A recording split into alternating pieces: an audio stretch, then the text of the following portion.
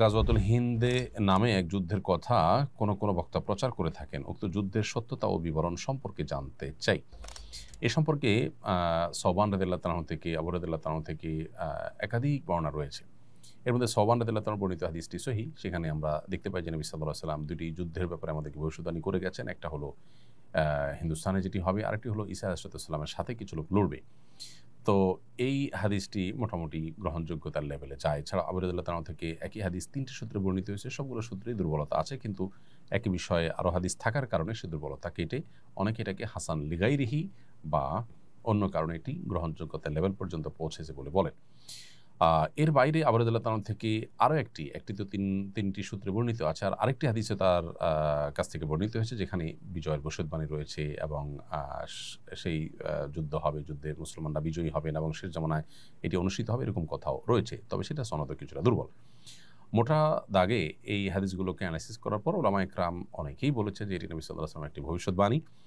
এটি আ হতে পারে যে গত হয়ে গেছে। কারণ ইতিপূর্বে যে যুদ্ধগুলো হয়েছে, বিশেষ করে মোহাম্মদ বিন কাসিমের নেতৃত্বে, তারপর সুলতান মাহমুদ রাহিমাহুল্লাহ আ তা তার নেতৃত্বে যে যুদ্ধ হয়েছে, অনেকে বলেছেন সেটাই গজওয়াতুল হিন্দ। এবং এক্ষেত্রে মুফতি শফি সাহেব রহমতুল্লাহ আলাইহি পাকিস্তানের সাবেক গ্র্যান্ড মুফতি ছিলেন এবং মুফতি তাকি উসমান সাহেবের বাবা রাহিমাহুল্লাহ, তাঁর মতে হিন্দুস্তানের জিহাদকারী যেকোনো বাহিনীর ক্ষেত্রে সুসংবাদ প্রযোজ্য হতে পারে। আবার কেউ বলেছেন গজওয়াতুল হিন্দ এটা ঈসা আলাইহিস সালামের আগমনের ঠিক আগ মুহূর্তে হবে। কারণ কোনো হাদিসে কিন্তু সেটিই বলা হয়েছে, যেমন সওবান রাদিয়াল্লাহু তাআলা বর্ণিত হাদিসে কিন্তু যেভাবে বলা হয়েছে তাতে বোঝা যায় যে ঈসা আলাইহিস সালামের আগমনের কাছাকাছি। তাছাড়া আবু রাদিয়াল্লাহু তাআলা বর্ণিত শেষ হাদিসটিতেও বোঝা যাচ্ছে এটি শেষ মুহূর্তে, কিয়ামতের আগ মুহূর্তে হবে, ঈসা আলাইহিস সালামের ঘটনার কাছাকাছি সময়ে। তো হাদিসটি মোটামুটি বিভিন্ন ভাবে বর্ণিত হয়েছে, অতএব এটিকে একেবারে উড়িয়ে দেওয়ার মতো নয়।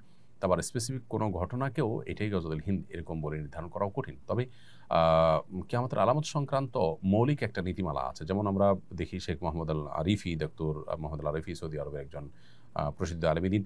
তার একটা বই আছে আশরাতুস সাআহ, আরেকটা আছে নেহায়াতুল আলম, কিয়ামতের আলামতসমূহ বড় বই আছে নেহায়াতুল আলম, আরেকটা বই আছে। তো তার এই আশরাতুস সাআহ বা নেহায়াতুল আলম বইয়ে তিনি লিখেছেন যে কিয়ামতের আলামতসমূহের ক্ষেত্রে মৌলিক কিছু নীতিমালা বা কিছু প্রিন্সিপাল আছে ওলামায়ে কেরামের মধ্যে। তার মধ্যে একটা হলো যে নবী সাল্লাল্লাহু আলাইহি ওয়াসাল্লাম কোনো ঘটনা ঘটবে বলেছেন, সেটার যদি স্পেসিফিক কোনো কিছু ইন্ডিকেট তিনি করে না যেয়ে থাকেন, তাহলে সেক্ষেত্রে কোনো বিশেষ ঘটনাকেই সেটা ফিট করা, এটা মানে কিয়ামতের হাদিস, কিয়ামত সংশ্লিষ্ট বা ভবিষ্যদ্বাণী সংশ্লিষ্ট হাদিসগুলোর ব্যাখ্যার যে মৌলিক নীতিমালা তার পরিপন্থী। এজন্য সুনির্দিষ্ট ঘটনাকে এটাই গজওয়াতুল হিন্দ এরকম বলাটা আসলে কঠিন। বিশেষ করে যখন বিভিন্ন হাদিসে এটাকে ঈসা আলাইহিস সালামের কাছাকাছি সময়ে বলা হয়েছে। আবার কিছু হাদিসে জেনারেলি বলা হয়েছে সে সমস্ত হাদিসের আলোকে অনেক যুদ্ধ ইতিপূর্বে হয়ে গেছে, সেগুলোও হতে পারে। অর্থাৎ বিষয়টিকে চূড়ান্ত করে বলা কঠিন। তবে হ্যাঁ, মোটা দাগে এটি ঘটার বিষয়ে হাদিসের বর্ণনাকে উড়িয়ে দেওয়ার কোনো সুযোগ নেই। ভারত পাকিস্তান যুদ্ধে আমরা কি করতে পারি? দেখুন, প্রথমত ভারত পাকিস্তানের এই যুদ্ধে একজন মুসলিম হিসেবে সন্দেহাতীতভাবে আমরা মাজলুমদের সাথে থাকব। আমাদের প্রতিবেশী উভয়ে, তার মধ্যে ভারত নিকটতম প্রতিবেশী। তারপরও নিকটতম প্রতিবেশী হওয়া সত্ত্বেও ভারতের ক্ষেত্রে পাকিস্তানে যে আক্রমণ করেছে, আমরা দেখতে পেয়েছি যে ভারতে যে দুর্ঘটনা ঘটেছে, যে হামলা হয়েছে, সেখানে অনেকগুলো মানুষের প্রাণ হানি হয়েছে। এই ঘটনার দায় পাকিস্তানের উপরে চাপিয়ে যে হামলা করা হয়েছে, সেই দায়টা সাব্যস্ত হওয়ার আগেই সেখানে তারা হামলা করেছেন। আমরা যেটাকে মব জাস্টিস বলি, আমরা যেটাকে কোনো কিছু প্রমাণ হওয়া ছাড়া কারোর উপরে আইন প্রয়োগ করা অন্যায় মনে করি, ঠিক সেরকম একটি কাজই এখানে আসলে হয়েছে দুর্ভাগ্যজনকভাবে। অতএব পাকিস্তানের দোষ প্রমাণ হওয়ার আগেই তাদের উপরে এভাবে হামলে পড়া এবং সেটা আবার শুরুতেই মসজিদ এবং ধর্মীয় প্রতিষ্ঠানগুলোকে টার্গেট করে হামলা করা, এটা সন্দেহাতীতভাবে একজন মুসলমান হিসাবে আমরা এর নিন্দা জানাই এবং এটাকে আমরা কোনোভাবে সমর্থন করতে পারি না। সেই সাথে ভারতের কয়েকটা প্রদেশের সামনে প্রাদেশিক নির্বাচন, সেখানে জাতীয়তাবাদী উন্মাদনা তৈরি করে সেখানে কোনো ভোটের মার্কেটে কোনো সুফল তারা পাইতে চাইছে কিনা, ইচ্ছাকৃত এটা করছে কিনা, সেটাও যথেষ্ট চিন্তার সুযোগ আছে।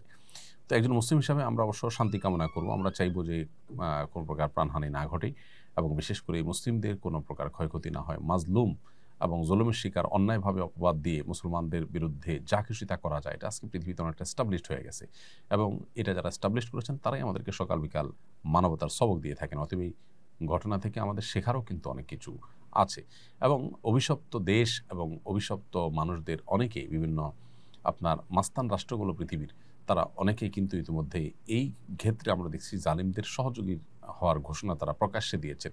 এখান থেকেও সকল কুফরি শক্তিগুলো যে দিন শেষে এক ঐক্যবদ্ধ, আমাদেরকে তারা শুধু মানবিকতার সবক দিয়ে মুসলিম ভ্রাতৃত্ববোধ থেকে বের করে তারা মূলত পরস্পরের ভ্রাতৃত্ববোধে কোনো প্রকার কমতি ঘাটতি করে না।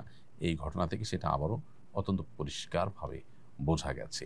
আমাদেরকে আল্লাহ তাআলা শিক্ষা গ্রহণ করার তৌফিক দান করুন। সম্প্রতি মাদারীপুরে একটি বটগাছ কেটে ফেলার ঘটনা নিয়ে সংবাদ মাধ্যম এবং সোশ্যাল মিডিয়ায় ব্যাপক আলোচনা হয়েছে। শুরুতে বলা হয়েছে স্থানীয় আলেম ওলামা শিরক আখ্যা দিয়ে গাছটি কেটেছেন। পরে বন বিভাগের একজন কর্মকর্তা জানিয়েছেন গাছটি শতবর্ষী ছিল না এবং শিরক আখ্যা দিয়ে নয়, বরং মালিক ঘর কাটার জন্য গাছটি কেটেছেন। এ ধরনের ঘটনাকে কেন্দ্র করে আলেমদের বিরুদ্ধে প্রায় অপপ্রচার করা হয়।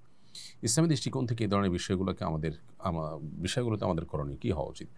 প্রথম কথা হলো শতবর্ষী নয় সেটাকে শতবর্ষী বানানো। দ্বিতীয়ত হলো যে এই গাছকে কেন্দ্র করে সমাজে যদি কোনো কুসংস্কার থাকে, মানুষের মধ্যে ভুল বিশ্বাস থাকে, সেটা দূর করবার জন্য গাছকে যদি কেটেই ফেলে দেওয়া হয়, তো আলেমরা যদি সে উদ্যোগ নিয়েও থাকেন, কি এমন অন্যায় করেছেন? একটা গাছ কেটেছেন, যদি কেটেন, বিষয়টি সেরকম ঘটেনি, আমরা ইতিমধ্যে সে নিশ্চিত হলাম, ধরা যাক এরকম ঘটনা ঘটেছেও, এটাকে যেভাবে ফলো করে প্রকাশ করা হলো, প্রচার করা হলো, মানুষ কুসংস্কারে নিমজ্জিত থাকবে, শিরকে লিপ্ত অবস্থা থেকে বাঁচাবার জন্য গাছের মালিককে কনভিন্স করে যদি সেটা কাটার উদ্যোগ নেওয়া হয়, সেখানে তো অন্যায় কিছু নেই। আপনি পরিবেশ রক্ষার নামে একটা গাছ কাটা নিয়ে এত হইচই করছেন, সেখানে ইউরোপিয়ানদের তাদের পরিবেশ বান্ধব ঘর নির্মাণ করার জন্য গাছ কেটে তাদের ওখানে রপ্তানি করছেন এবং আপনার নানাভাবে বৃক্ষ নিধন করে বিভিন্ন কলকারখানা গড়ে তুলছেন। আর এরকম অনেক ঘটনা ঘটছে অহরহ। সেগুলোকে তো এইভাবে ফুলিয়ে পাপিয়ে প্রকাশ করতে দেখা যায় না। আসলে আলেম ওলামা এবং ইসলামকে কাঠগড়ায় দাঁড় করাবার একটা প্রচেষ্টা আমরা মিডিয়াগুলোর অনেকগুলোতে দেখতে পাই, খুবই দুর্ভাগ্যজনক। তো প্রথমত এখানে এরকম কোনো ঘটনাই ঘটেনি, যা ঘটেছে সেটার তিলদের তাল বানিয়ে আপনার প্রকাশ করা হয়েছে। এখান থেকে আবারও প্রমাণ হলো যে ওলামায়ে কেরাম নানা সময় মিডিয়ার স্ট্যান্ডবাজি এবং মিডিয়ার এই মিথ্যাচারের শিকার। আল্লাহ আমাদেরকে তাদের এই সমস্ত শয়তানি চক্রান্ত থেকে ইসলাম ও মুসলমানদেরকে হেফাজত রাখুন এবং আমাদেরও এই ধরনের কাজ করার আগে অবশ্যই স্থানীয় নেতৃবৃন্দ, সিনিয়র ওলামাদের সাথে পরামর্শ করে করা উচিত, যদি তারা করেন। যদিও এই ঘটনায় আমাদের কোনো সম্পৃক্ততার কথা আমরা জানতে পারিনি। বন বিভাগ বলেছে যে মালিক নিজে কেটেছে। তাহলে উদুরপিণ্ডি বদুর ঘাড়ে চাপানোর যে চেষ্টা দীর্ঘদিন থেকে চলে আসছে, সেটা এখনও চলছে। এটাই দুর্ভাগ্যের বিষয়।